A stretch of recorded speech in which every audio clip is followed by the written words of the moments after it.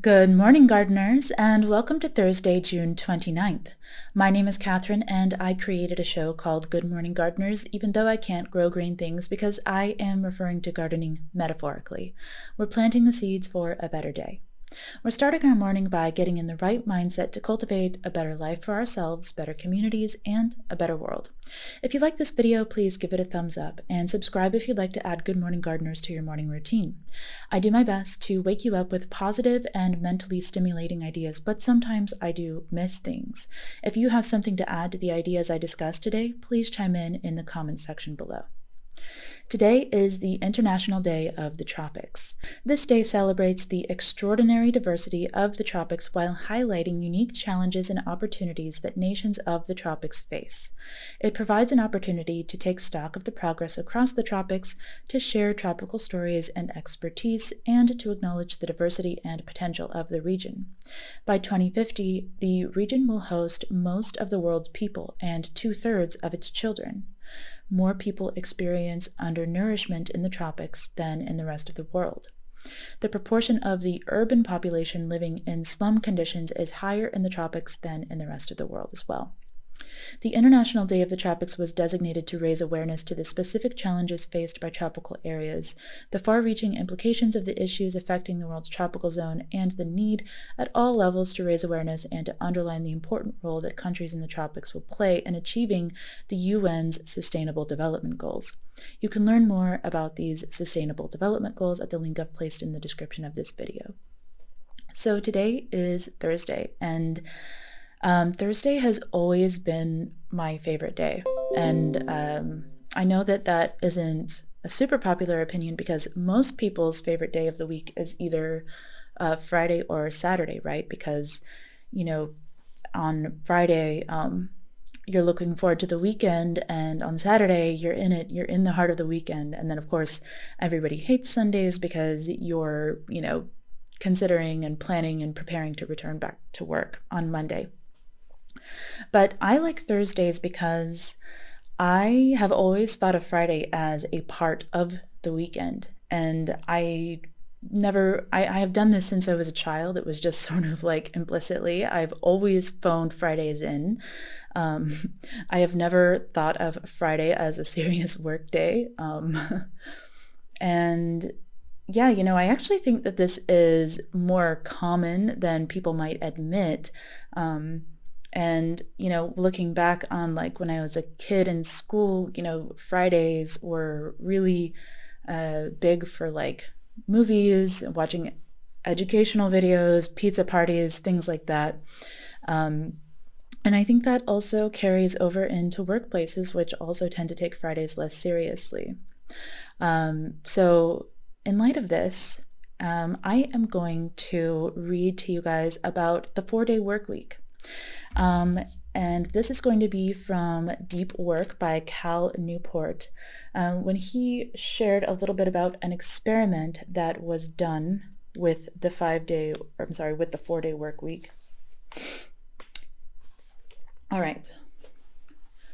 Cal Newport writes, in the summer of 2007, the software company 37 Signals, which is now called Basecamp, or it was called Basecamp at the time of this book's publishing, which I believe was in 2016.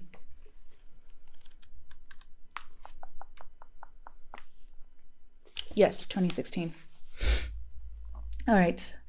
So, in the summer of 2007, software company 37 Signals, which as of 2016 was called Basecamp, launched an experiment. They shortened their work week from 5 days to 4. Their employees seemed to accomplish the same amount of work with one last day, so they made this change permanent. Every year, from May through October, 37 Signals employees work only Monday to Thursday, with the exception of customer support, which still operates the full week.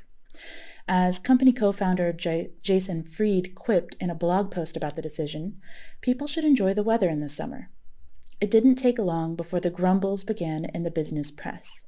A few months after Fried announced his company's decision to make 4-day work weeks permanent, journalist Tara Weiss wrote a critical piece for Forbes titled "Why a 4-Day Work Week Won't Work." She summarized her problem with this strategy as follows. Packing 40 hours into 4 days isn't necessarily an efficient way to work. Many people find that 8 hours are tough enough. Requiring them to stay for an extra 2 could cause morale and productivity to decrease. Fried was quick to respond. In a blog post titled "Forbes Misses the Point of the 4-Day Workweek," he begins by agreeing with Weiss's premise that it would be stressful for employees to cram 40 hours of effort into 4 days, but as he clarifies, that's not what he's suggesting. The point of the 4-day workweek is about doing less work, he writes. It's not about 4 10-hour days. It's about 4 normal-ish 8-hour days. This might seem confusing at first. Fried earlier claimed that his employees get just as much done in the 4 days as 5 days. Now, however, he's claiming that his employees are working fewer hours. How can both be true? The difference, it turns out, concerns the role of shallow work. As Fried explains, very few people work even 8 hours a day. You're lucky if you get a few good hours in between all the meetings, interruptions, web surfing, office politics, and personal business that permeate the typical workday. Fewer official working hours helps squeeze the fat out of the typical work week. Once everyone has less time to get their stuff done, they respect that time even more. People become stingy with their time, and that's a good thing. They don't waste it on things that just don't matter. When you have fewer hours, and them more wisely. In other words, the reduction in the 37 signals work week disproportionately eliminated shallow as compared to deep work. And because the latter was left largely untouched, important stuff continued to get done. The shallow stuff that can seem so urgent in the moment turned out to be unexpectedly dispensable. A natural reaction to this experiment is to wonder what would happen if 37 signals had gone one step further. If eliminating hours of shallow work had little impact on the results produced, what would happen if they not only eliminated shallow work, but then replaced this newly recovered time with more deep work? Fortunately, for our curiosity, the company soon put this bolder idea to the test as well. Fried had always been interested in the politics of technology companies like Google that gave their employees 20% of their time to work on self-directed projects. While he liked this idea, he felt of an otherwise busy week was not enough to support the type of unbroken deep work that generates true breakthroughs. I'd take 5 days in a row over 5 days spread out over 5 weeks, he explained. So our theory is we'll see better results when people have a long stretch of uninterrupted time. To test this theory, 37 Signals implemented something radical. The company gave its employees the entire month of June off to work deeply on their own projects. This month would be a period free of any shallow work obligations. No status meetings, no memos, and blessedly, no PowerPoint. At the end of the month, the company held a pitch day in which employees pitched the ideas they had been working on. Summarizing the experiment in a magazine article, Fried dubbed it a success. The pitch day produced 2 projects that were soon put into production: a better suite of tools for handling customer support and a data visualization system that helps the company understand how their customers use their products. These projects are predicted to bring substantial value to the company, but they almost certainly would not have produced in the absence of the unobstructed deep work time provided to the employees. To tease out their potential required dozens of hours of unimpeded effort. How can we afford to put our business on hold for a month to mess around with new ideas? Fried asked rhetorically. How can we afford not to? So there you have it. The 4-day work week has been demonstrated to be just as productive as the 5-day work week. And people tend to come up with better ideas when they're given the freedom to immerse themselves in long periods of deep thought. So, why is the 5-day work week still so widespread? Well, that's a topic for another episode. For now, we are going to remain focused on what this information means for us on an individual level. If you're a business owner, this might be a good opportunity to consider trying out a 4-day work week with some of your employees. If you have a corporate job, this might be your sign to engage in some quiet quitting on Fridays. If you're a teacher, you might want to go easy on the students tomorrow. And if you're self-employed like me, this is just a gentle reminder that the common work practices we see all around us are not necessarily optimized for human productivity. For our feel-good moment today, I'm going to jump into Badass Habits by Jen Sincero because I like what she has to say about surrender in this book. She writes, have you ever had an experience where you're pursuing someone you want to date, or you're trying to get pregnant, or you're obsessed with getting on a certain podcast or getting a foot in the door to some job, and no matter what you try, it just ain't happening? So you finally let it go and stop trying so hard, and all of a sudden, the person who never gave you the time of day asks you out. The pregnancy test comes back positive. The producer/human resources person calls and asks if you'd like to come in. When we're working toward manifesting something that's important to us, if we're not careful, we can often unconsciously become obsessed with thoughts that it's taking too long, or that it's not working, or that maybe it will never happen for us.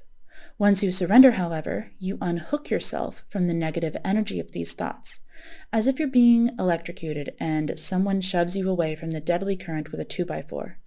And suddenly, you're no longer held captive by desperation, doubt, and disappointment, and a whole new world opens up to you. Today, I want you to trade in any doubts, frustrations, and impatience you have for ease, joy, and trust in the universe. Surrender and rigid control are opposite sides of the same energy. Control is resistance. Surrender is acceptance. Control is believing you know what's best. Surrender is believing the universe is working through you. Control is fear. Surrender is faith. When we forcefully go after what we want, white knuckle it, push to the point of exhaustion, we risk losing our connection to our desires and connect instead to our fear and lack. What you resist persists. When you resist the temptation to sleep in, resist eating a bowl of macaroni and cheese, resist the urge to binge watch TV, you are focused on what you don't want or can't have instead of what you're excited about. Surrendering allows you to detach from fear and open up and focus on infinite possibility. This is a delicate dance because we absolutely need to take focused action to achieve our goals, but we must do it from a place of surrender and trust and excited expectation. Today, be on the lookout for any fear of failure, fear of past mistakes repeating themselves, or frustration that it's taking too long, and restrain your focus on the more powerful thoughts of progress, your incredible ability to change, and the great gift that is your life. So regardless of where you are at in your life right now, I know that the stuff about the 4-day work week might not be applicable to everyone, and that's okay because I think that everyone can benefit from the reminder to surrender. If you're listening to this, you probably have goals, and if you have goals, you probably care about them. You might even be super passionate or absolutely determined to accomplish these goals. And if that's the case, there's a pretty good chance that you are white-knuckling the habits you've adopted in order to achieve what you want to achieve. Personally, I can slip into white-knuckle mode half an hour after I've reminded myself to surrender, and if I'm not careful, I will start to white-knuckle the task of relaxation. This has given me the reputation of someone who is always stressed out or someone who is never relaxed. And because reputations can so easily reinforce our identities, if you're like me and you have this reputation, you have got to let it go. Just because someone says you're uptight doesn't mean that you actually are. And just because you've struggled to relax in the past doesn't mean that you're going to struggle with it today. Jen Sincero encourages her readers to get out of the way and get into flow.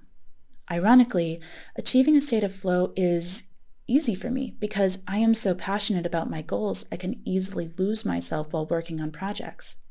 Unfortunately, achieving a state of flow is notoriously difficult to define. In my experience, you simply know it when you feel it. But if you don't know what it feels like to be in a state of flow or don't know where to begin, I think that the best advice is to do something or adopt a mindset that will help you relax a little bit. Today, you can relax in the knowledge that the week is basically over and it's almost time to shift into chill mode. Even if your weekend, like mine, is going to be packed with chores, I urge you to plan some time in advance to do something just because you enjoy it and because it helps you relax. I hope you found this helpful, and I hope you have a wonderful day. I will speak with you again tomorrow.